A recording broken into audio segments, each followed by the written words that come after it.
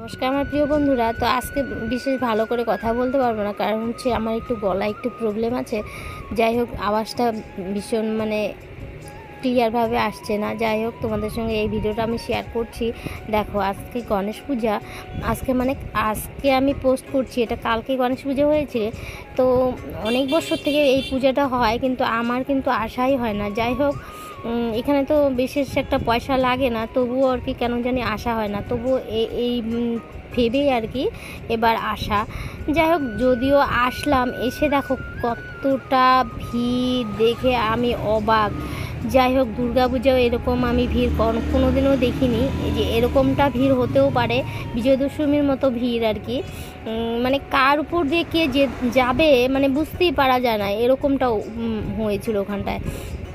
আর ওখানটায় ভিডিও করা অসম্ভব কথা। এক ড্রোন দিয়ে যদি ভিডিও করো তাহলে হয়তো ভিডিওটা করা যাবে, কিন্তু আমাদের মোবাইল দিয়ে ভিডিও করা এতটা অসুবিধা হচ্ছিল যে বলার মতো না। যাই হোক, একটু একটু করে আমি ভিডিও ক্লিপ নিচ্ছিলাম। আর দেখো, এখানে কি সুন্দর নৃত্য হচ্ছিল, নাচ হচ্ছিল। তো সেখানে একটু একটু করে ক্লিপ নিয়েছি। তো এখানে যদি গানের আওয়াজটা দিই তো কপিরাইট দিয়ে দিবে, কারণ হচ্ছে কালকে আমি অন ভয়েসে আমি ভিডিও ছেড়েছিলাম, সেটা তো কপিরাইট দিয়ে দিয়েছে। যাই হোক, সেটা তো আর আজকে করা যাবে না। আর দেখো এই যে মেয়েটা নাচছে, এই মেয়েটা নাকি ন্যাশনাল অ্যাওয়ার্ড পেয়েছে। সেখানেই তো গিয়ে শুনলাম, আমি জানি না, তবুও আর কি গোল্ডেন অ্যাওয়ার্ড পেয়েছে নাকি সেটাই শুনেছি, সেটাই তোমাদেরকে বললাম আর কি। যাই হোক, ভুল হলে মাফ করে দিও। তো এত সুন্দর নাচটা হয়েছিল না, অমায়িক নাচ, অমায়িক, যা বলার মতো না, খুব সুন্দর লেগেছে।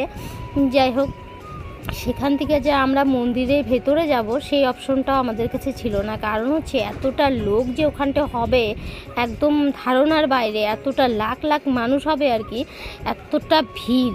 আর ঠাকুরের যে একটা পোস্ট আমি নিব, যে একটা ফটো উঠাবো, সেটার কিন্তু উপায় নেই। আমি জুম করে একটু ভিডিও করেছিলাম, তাই দিয়ে তোমাদের সঙ্গে শেয়ার করলাম।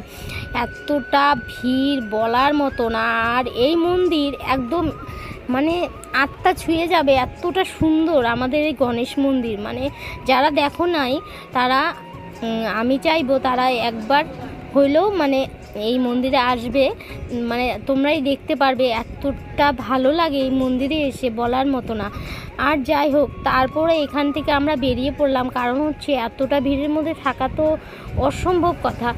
যাই হোক, সেখান থেকে বের হয়ে আমরা খাওয়ার জন্য চলে গেছি। দেখো, প্রথমে ফুচকা খাচ্ছিলাম এখানটায়। তো আমার মেয়েরা বায়না ধরেছিল ফুচকা খাবো মা, আমি চল যাই।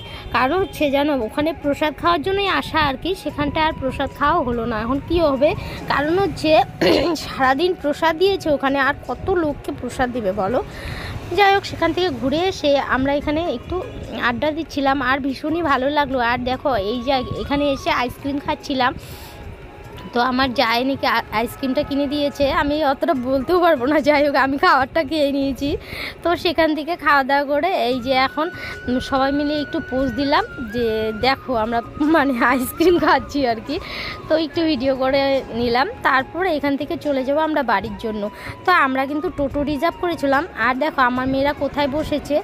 তো আজকের ভিডিওটা এখানে, যদি তোমাদের ভালো লাগে তাহলে লাইক কমেন্ট শেয়ার একটা সাবস্ক্রাইব করে দিও প্লিজ। Tata, by.